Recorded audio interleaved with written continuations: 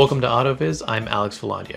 Customer expectations change almost as fast as technology does, so we went to Grapevine 4 to ask them, how have customer expectations changed through the years? Let's hear what they had to say.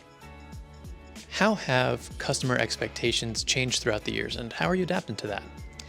I would say customer expectations have changed as far as kind of wanting to proceed to do things more virtually. As the aspect as years go on, everything does tend to go from paper to technology, at least how it seems nowadays. So as far as working out numbers or the deal itself over the phone, accumulating their financing before they step foot into the dealership, things like that.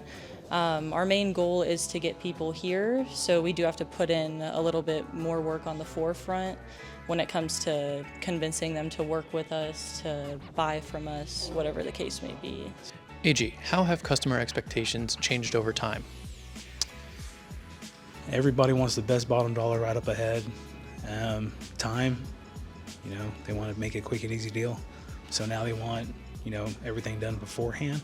So Everybody's done their research ahead of time kind of thing? yeah, Sorry. that's really about it. Very cool.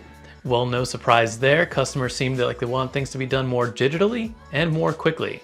And one thing that can certainly help there is video. You should be using video early and often to contact your customers and build that rapport, which will help them go through the sales funnel even faster. Even after the sale, it's going to help build that customer retention to keep them as a lifetime customer. I'm talking service.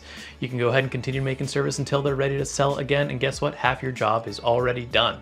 So using video to start the sale, have the charm to complete the sale.